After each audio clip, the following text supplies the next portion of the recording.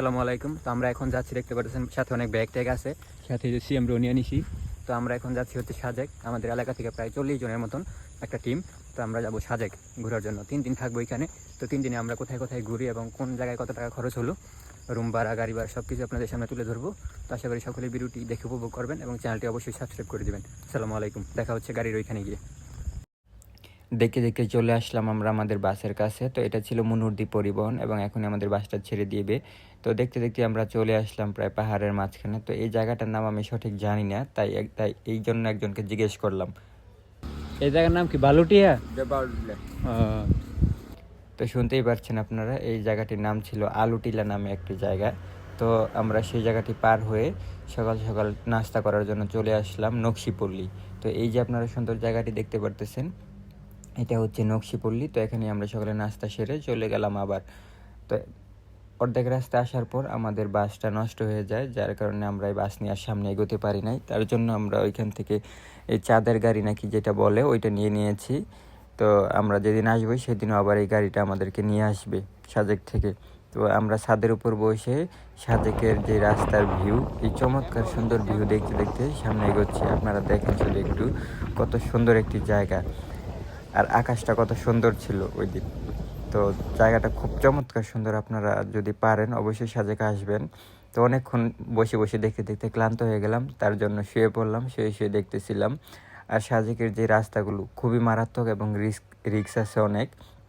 তো আপনারা অবশ্যই যদি কেউ গাড়ির ছাদে উঠে যান তো অবশ্যই সাবধানে থাকবেন। তো আমার দুই পাশে আরও 2জন লোক ছিল সেফটির জন্য। তো ওরা যদি আমি যদি পড়ে যেতাম ওরা ধরতো। তো তারপর আমরা চলে আসলাম আরেকটা জায়গায়, সেইখানে হচ্ছে আমরা ছোট একটি ব্রেক নিলাম। তো এইখান থেকে এটা হচ্ছে পাহাড়ি একটা মানুষের বাজার, পাহাড়ি এলাকায় যারা থাকে তাদের বাজার। তো এখানে সব খাবারই পাহাড়ি। তো আমরা এখান থেকে অনেক কিছুই খেলাম। পাহাড়ি লেবু খেলাম, যে লেবু টক না, অনেক মিষ্টি লাগে। তারপর পাহাড়ি আখ খেলাম, আরও ফল টল অনেক কিছুই খেলাম। তো আমি দেখতে পাচ্ছিলাম যে পাহাড়ি বাচ্চাগুলা মানে ওদের বাড়ির সামনে খেলাধুলা করতেছে, খুব মজা করতেছে আমাদের দেখে। তো যাই হোক, ওদের সাথে কিছুক্ষণ মজা করার পর আবার আমরা এখান থেকে রওনা দিয়ে দিব। তো আবার আমরা রওনা দিয়ে দিলাম, চলে যাচ্ছি। আমাদের যেইখানে বর্তমানে আমরা আছি সেইখান থেকে সাজেকের দূরত্ব আর খুব বেশি দূরে নয়, মিনিমাম 40 মিনিটের মতো লাগবে যেতে। তো সাজেকের এই চমৎকার সুন্দর দৃশ্য দেখে আমি আসলে খুব চমৎকার, আমার কাছে খুবই ভালো লেগেছে। আমি যখন শেষবার নেপাল গিয়েছিলাম তখন নেপালে এর থেকে বেশি সুন্দর ভিউ ছিল, কিন্তু এই সাজেকের ভিউটাও প্রায় ওই নেপালের কাছাকাছি। তো যতই উপরে যাচ্ছিলাম ভয়টা আরও বাড়তেছিল। আর হঠাৎ করে দেখা পড়লো সাজেকের পাহাড়ের গায়ে সুন্দর একটি রিসোর্ট বা সুন্দর একটি গেস্ট হাউস।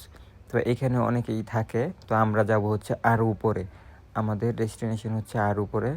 তো গাড়িটাও গতি কমে গেছে, আপনারা দেখতে পাচ্ছেন। তো এই চাঁদের গাড়িগুলো যেগুলো আমরা নিয়েছি, এইগুলা আমরা নিয়েছিলাম মূলত 2টা গাড়ি। তো 2টা গাড়ির ভাড়া নিয়েছিল মনে হয় 10,000 প্লাস। তো ওদের সাথে আমাদের কন্ট্যাক্ট ছিল, ওরা আমাদেরকে নিয়ে যাবে সাজেক, এবং সাজেক থেকে আবার বিভিন্ন ট্যুরিস্ট স্পটে ওরা আমাদেরকে নিয়ে যাবে। আবার আমরা যেদিন ফেরত আসবো সেদিন ওরা আমাদেরকে সাজেক থেকে আপনার আলুটিলা পর্যন্ত নিয়ে আসবে। তো এই চুক্তিতে ওদের সাথে আমাদের কন্ট্যাক্ট হয়। তো আমরা চলে আসলাম অবশেষে সাজেক, এবং আমাদের সকল জিনিসপত্রগুলো আমরা নামিয়ে নিচ্ছিলাম। তারপরে আমাদের যেই আগে থেকে ঠিক করা যেই গেস্ট হাউস ছিল বা বাসা ছিল, ওইখানে আমরা চলে যাব। তো সবাই সবার মতো ব্যাগগুলো নিয়ে নিচ্ছে, আমিও আমারটা, আর আমার ভাতিজা সিয়াম ওটা নিয়ে নিলাম। তো সারা রাত জার্নি করার পর পরের দিন দুপুরবেলা আমরা চলে আসলাম সাজেকে। খুবই ক্লান্ত লাগতেছে, আপনারা আমাকে দেখে বুঝতে পারতেছেন শরীরের অবস্থা কীরকম হয়ে গেছে, সব এলোমেলো। কিন্তু এগুলা কিছুই না, আসলে সাজেকের ভিউয়ের কাছে এগুলা কিছুই না। খুবই চমৎকার সুন্দর একটি দৃশ্য ছিল। এখানে আসার পর একটু গরম লাগতেছিল, কিন্তু যখন আমরা আমাদের রুমে যাই এবং বারান্দায় আসি, ব্যালকনিতে এসে যখন এই সামনের ভিউটা দেখতে পারলাম, খুবই ভালো লেগেছে। কিন্তু এখন অবশ্য মেঘ নেই, মেঘ হবে সেটা হয়তো বা সন্ধ্যার দিকে বা হচ্ছে অনেক সকালবেলা। তো এইটা ছিল আমাদের রুম।